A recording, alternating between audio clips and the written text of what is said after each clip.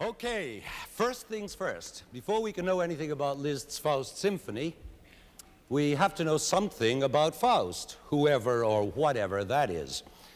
Well, for hundreds of years before Liszt's time, there had been circulating fabulous stories about a certain Dr. Faust, a mysterious old magician who went about Europe doing his various magic acts, you know, things like conjuring up spirits and turning base metal into gold, stuff like that.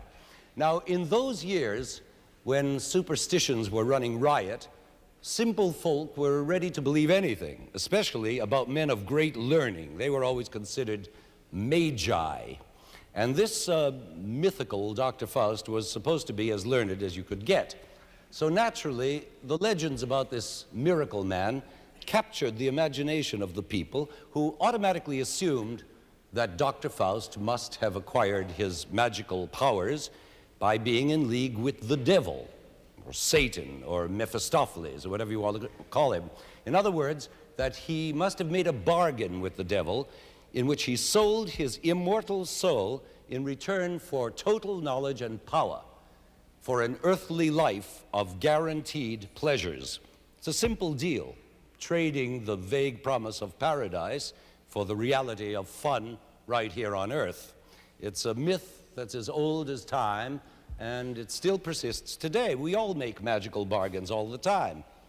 Haven't you ever wanted something so badly that you said, oh, I'd give anything, I'd give my soul if only such and such would happen? Well, that's making a magical bargain. With whom, I'm not saying. But that's the essential myth of Faust, which finally arrived at its supreme literary expression in the great poetic drama by Goethe. That's G-O-E-T-H-E, and please don't say you never heard of him, because then I'll have to explain all about him to you, and we'll never get back to Liszt and his music. Let's just say that Goethe, of course, was the greatest poet of the German language. I'll tell you that much. But Goethe's drama of Faust is one of the monuments of all literature, with its mystical story of Faust's bargain with the devil, his ultimate triumph over the devil, and his redemption through love. Goethe spent his whole life writing this masterpiece. He began it as a young man of 20 and kept at it off and on until his death in 1832, which brings us smack up to Franz Liszt, because Liszt, in that very year of 1832, was himself a young man of 20, and in turn carried Goethe's Faust with him all through his life. He adored it. It was always by his side, along with his Bible. And in some way, he seemed to identify with this Faust character. He was possessed by it almost, until finally it burst into musical life in the form of a Faust symphony. Now, here's where things get really interesting, because actually Liszt was a sort of Faust, not in the sense of the old phony magician of the legends, but in the sense of Goethe's Faust, quite a new and different character, a fascinating, complex Faust, a striving, daring, endlessly inquisitive man who had to know and do and experience everything. And Liszt was just like that in his way. He seemed to do everything, and he did it all with smashing success. As a mere 9-year-old boy, he was already knocking them dead in his native Hungary, and 1 year later, he was doing the same thing in Vienna, where he was such a smash that he was publicly kissed by Beethoven. And before he knew it, he was the rage of London and Paris and the darling of the whole musical world. When he played the piano, grown men wept and women fainted. It was like that.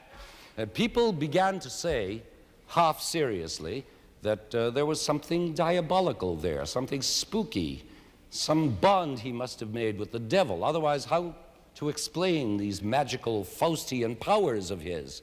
And what's more, he seemed to have control over his own destiny.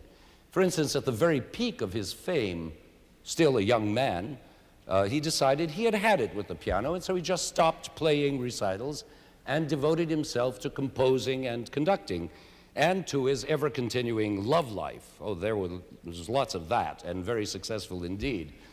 He even had children, although he never got married. And to top it all off, this is really incredible, he even received minor holy orders in Rome, becoming an abbé in his later years. In other words, he had it all. On the one hand, he was a good, kind, religious man, famous for his charitable acts and for his generosity to other composers whose works he was always championing. And he gave lessons constantly. If he liked a pupil, he gave them free. He was that kind of man. On the other hand, he was also a social lion, dynamic, witty, sexy, famous, and endlessly gifted. Well, what is this? You can't have everything. And yet he seemed to. But there's got to be a catch somewhere. Well, let's see if we can find it in his music, in this Faust symphony itself.